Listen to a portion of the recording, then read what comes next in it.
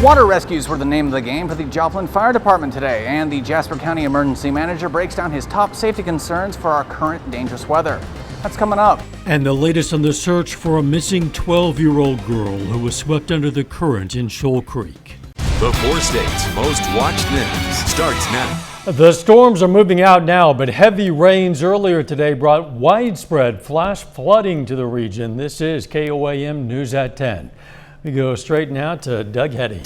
Yeah, kind of a crazy day. Showers, thunderstorms developed late morning into the early afternoon. Then very heavy amounts of rain for us throughout the entire daytime hours. You can see them actually pushing through right along and south of the I-44 corridor. Most of the showers now are in our very far southern counties. So we're looking pretty good. We don't have any more thunderstorms rolling through, just extreme southeastern counties, Table Rock Lake over toward Bentonville. Those are the areas that are still picking up a few random showers. But the rainfall amounts, extremely impressive. Look at the reds here. So we're talking 3, 4, 5, 6, 7, even isolated 8-inch amounts across southwestern parts of Missouri. So just an extreme amount of rain. Plus it happened very quickly. A lot of areas got several inches in under an hour. For us tonight, we look pretty good. We still have some clouds. We're actually going to cool down quite a bit as we go into the next couple days. Look at tomorrow morning, down to 53 degrees. Of course, we're going to break out the forecast for the holiday weekend coming up here in just a bit. All right, we'll catch you then. Thanks, Doug. Today's weather brought an element of danger to 4 state roads, and that can be seen in the multiple vehicle water rescues performed by the Joplin Fire Department. KOAM's Mike Mahoney spoke with the Jasper County Emergency Manager to learn what to do if you find yourself in a car trapped in floodwater. Thursday's heavy rains brought flood warnings and even flooded parts to Joplin. Former Joplin Mayor Melody Colbert-Keene couldn't help but pull over and take a look at the Landreth Park Dover Hill area, which was temporarily turned into a lake. All my years of living here, I don't believe I've seen it flood like this before. I've seen the rain, I've seen it flood in places, but I don't recall it being this bad, and I've lived here all my life. Flooded parks and flooded driveways typically mean flooded roadways, and today was no exception. Jasper County Emergency Manager Keith Stammer says the Joplin Fire Department had already responded to around 25 vehicle water rescue calls by 3 p.m. Right now, we've not had any riverine flooding. It's all been aerial flooding, which has been okay with us. So it's been intersections that are very low and collect water, or it's been people who have slid off the side of the road into a ditch. The emergency manager advises 4-state motorists to stick to the old adage of turn around, don't drown when approaching a water-filled roadway. But what if you find yourself in a car already trapped in moving floodwaters? The conventional wisdom is get out. I agree with that because particularly you need to understand that that particular vehicle is going to the bottom, and which is not where you want to be. Stammer also says motorists need to be alert to changes in the timing of traffic during their typical commutes during this round of severe weather. In Joplin, Mike Mahoney, KOAM News. We've provided a link to the MoDOT map, which provides updates on road closures due to flooding. You can find it in this article on KOAMnewsnow.com. JPD says a lot of roads around Joplin are not passable, not only because of high water, but also because of trees and other debris in roadways. Some roads are closed, but police say the conditions in affected areas change moment by moment, so they discourage any unnecessary travel. Wilson County, Kansas crews say lightning this morning sparked this tank battery fire south of Neodesha. Tank battery is a group of connected tanks that receive crude oil. A foam truck from Coffeyville Resources helped put out the fire. There were no injuries.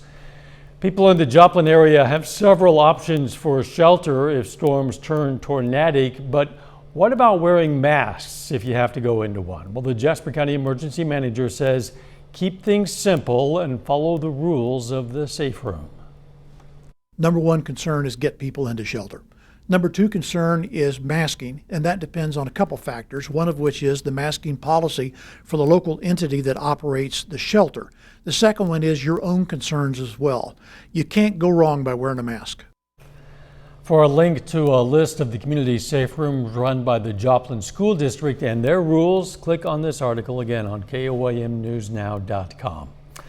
Authorities continue to search for a 12-year-old girl swept away in Newton County's Shoal Creek yesterday. At around 4 p.m. yesterday, officers arrived at the Lime Kiln Park north of Neosho for the water rescue. They were told 12-year-old Kaylin Brown had been pulled under by strong currents and that 34-year-old Trevor Hicks had gone under to try and rescue her. Hicks was rescued himself, was transported to the hospital, and at last report was in critical condition. The search was halted at around 9 p.m. last night. It got dark, water rescue, and being in the water just isn't safe after dark. At that point, we believe it had turned into a recovery instead of a rescue. It's been way too long. The search was ended shortly after 1 p.m. today due to severe weather. It will resume tomorrow morning. Authorities say the park will remain closed until Brown is found.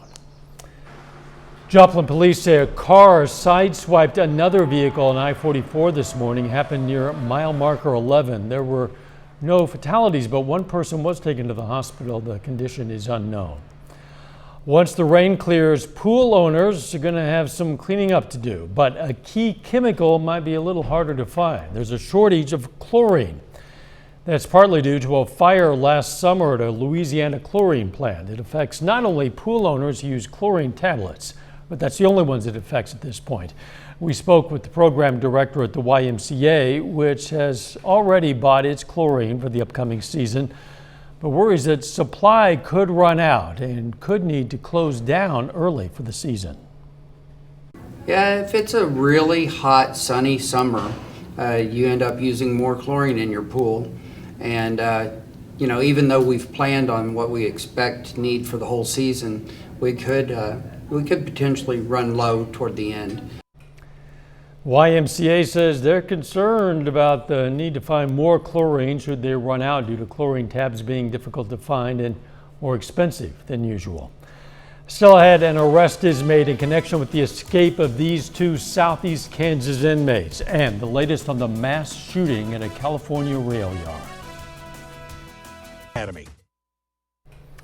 Authorities make an arrest in connection with the escape of two Southeast Kansas inmates. They say the suspect, a 26-year-old woman, helped the inmates escape.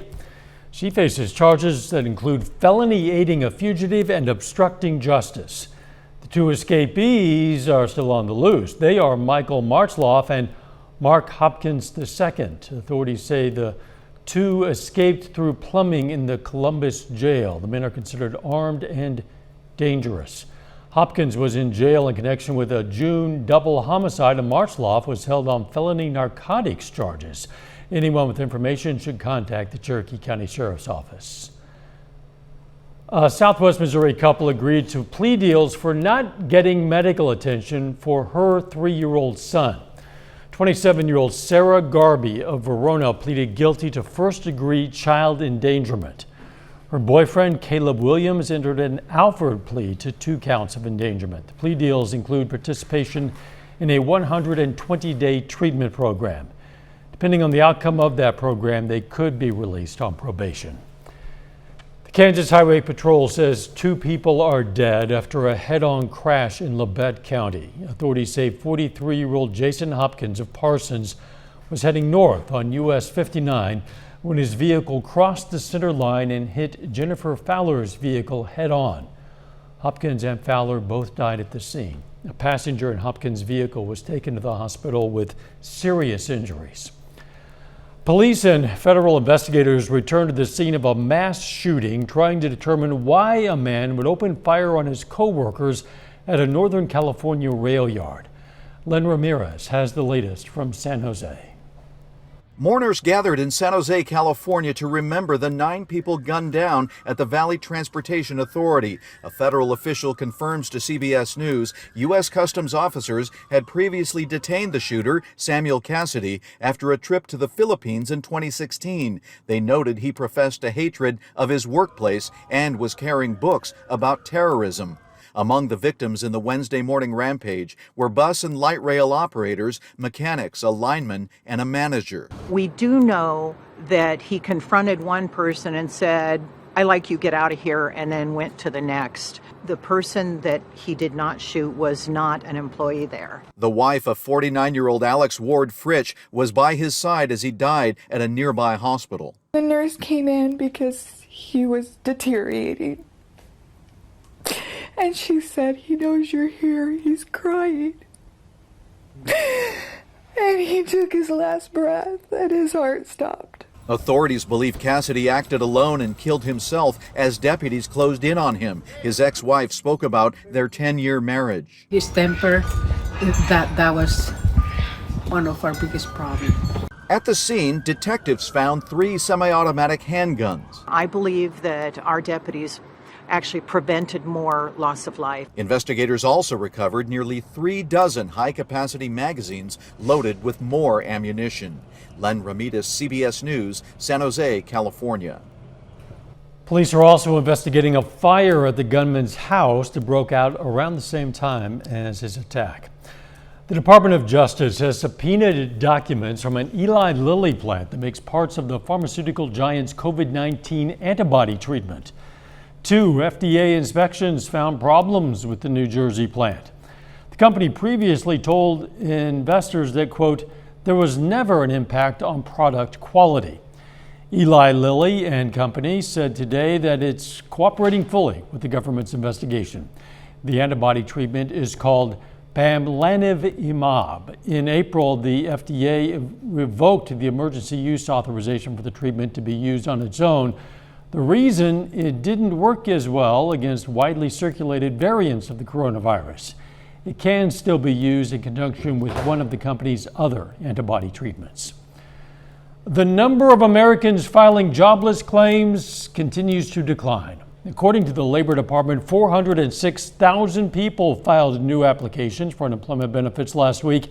That was better than expected and marks another week of initial claims hitting their lowest level since the early days of the pandemic. Later, the Webb City girls soccer team prepares for state tournament play. Plus, the big-time thunderstorms are out of here, but what about the holiday weekend? We're going to look at that coming up. Friday.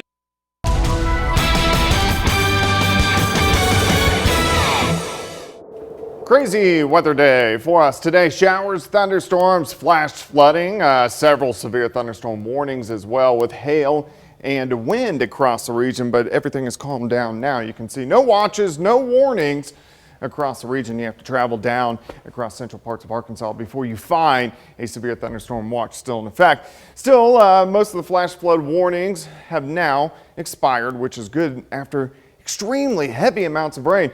Northern counties, not that much at all. A couple tenths of an inch. Once you get to about Pittsburgh, about 3/4 of an inch, and then you get into Joplin, several inches of rain. In fact, you can see the color code here. So 3, 4, 5, 6, 7, even isolated 8-inch amounts from Monette along Highway 60 all the way back to Neosho, Seneca, and then down toward Grand Lake, and then a little bubble again right through the city of Joplin. Quite a bit of severe weather with this as well along and south of Interstate 44. So these are all the severe weather reports, even one tornado report down across southern parts of Washington County. But everything else, these are mainly flood reports, all these that came in as we went through the afternoon hours. You can see accumulations, 4.8 inches in spots under an hour. So a lot of rain, very heavy amounts of rain. All the rain is out of here. All the big storms gone. Still a few random showers far southeast counties, let's say near Table Rock Lake, but this whole complex continues to drop off toward the south and to the east. So that's good news for us. We're going to dry out just a bit because look at this at the airport, which is on the north side of Joplin, which had the lesser amounts of rain, had 3.07 inches. On the south side of Joplin, a lot of areas picked up 5, 6, 7, even 8 inches of rain.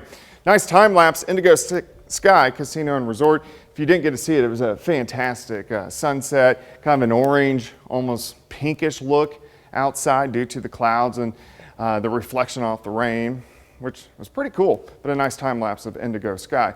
Temperatures mainly into the mid 60s now. We're looking south, actually north along the range line, sitting at 65, south winds at 3, humidity is up there.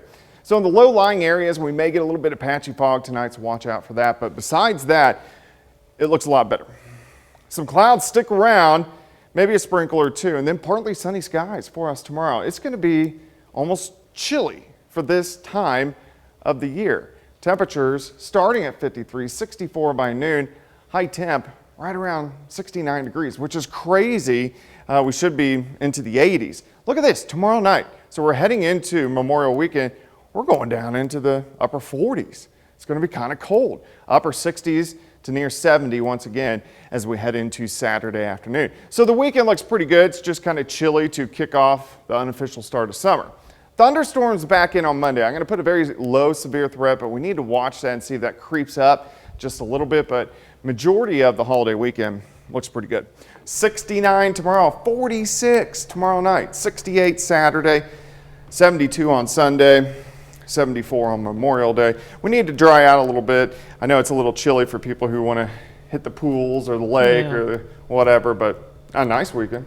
You talk about that strange, beautiful sunset tonight. What was really odd was it wasn't just in the western sky. It extended all the way west to east, this strange sepia-toned sky. It was pretty cool looking. It was amazing. Thanks, Doug. Coming up in sports, it's the opening night for state baseball and softball in Kansas. Plus, Pitt State assistant football coach gets a new opportunity at Pittsburgh High School. Jacob Leonard has details next.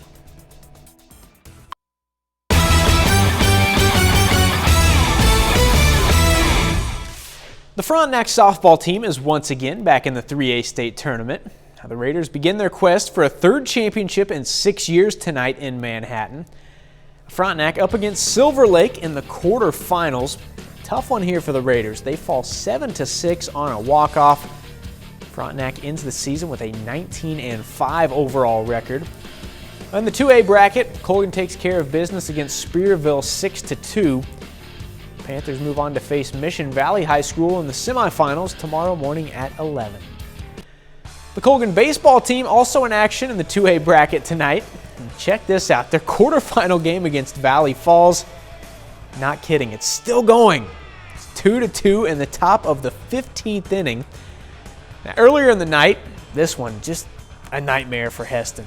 In the 3A bracket, Frontenac beats Heston 17-3 in the quarterfinals. The Raiders play in the state semifinals tomorrow afternoon. The Webb City girls soccer program is still alive for a state championship. The Cardinals beat Willard 4-2 on Tuesday to move on to the quarterfinal round of the Class 3 state bracket. Now, Webb City gets a home game in the quarterfinals this weekend, hosting the Union Wildcats. The winner moves on to the Final Four. Now, this weekend is the first quarterfinal appearance in program history for the girls soccer program at Webb City. They've actually set quite a few records this season, but they're not ready to be done. I think we proved the last 3 postseason games and all along throughout the regular season that we can face adversity and we can come out on top. We've made kind of a big splash, and so I think we've got some expectations, but I think we're pretty ready to try to meet them. Pittsburgh High School names Josh Latimer its new strength and conditioning coach. Latimer takes the job after spending nearly 4 years as an assistant coach for Pitt State football. Now, the Fort Scott native has been the defensive line coach for the Gorillas since 2017. He also played for the Gorillas in college, earning All-America honors twice for PSU. Now, here's Latimer on his new opportunity at Pittsburgh High School. The main thing is to get these guys motivated and bring the juice every day and have them prepared to compete for the coaches whenever they get out on the gridiron or on the court or out on the course, whatever it may be, the wrestling mat and so forth. Just have those guys energized and to have them ready to compete at the full potential they can get. You can check out our full story with Latimer on the sports page at KOAMnewsnow.com. That's a look at sports. We're back with more news after this. Take time now to honor a local veteran, Specialist Evan Height. The Edna, Kansas native served in the U.S. Army, and we are proud to salute Specialist Evan Height. He's tonight's 4-state hero. Cleveland Metro Park Zoo has an adorable new addition, and it needs your help. Check out this little guy. Yeah, it's a little tiny male orangutan that was born April 28th. He's the first successful orangutan birth at the zoo since 2014. It's really important because deforestation of their native habitat has decreased their population by more than 50% just in the past 15 years. Bornean orangutans are considered critically endangered. Now, this is where your help is needed. The zoo needs a name for this baby. The choices are Halim, which means gentle, Rimba, which means jungle, and Zaki, which means pure. You can cast your vote at futureforwildlife.org. Cute kid. Kind of hairy. Yeah, a little bit. But I'm sure his mom is showing the baby pictures. Yeah, I'm sure she is. She's very proud. Yes, mild weather ahead. Yeah, almost kind of cool for this time of the year. We're going to drop back to 53 tonight, 69 tomorrow, 68 on Saturday. Overnight lows into the 40s. Thunderstorm chances return late Sunday. See you right back here tomorrow. Let's take care of ourselves and each other.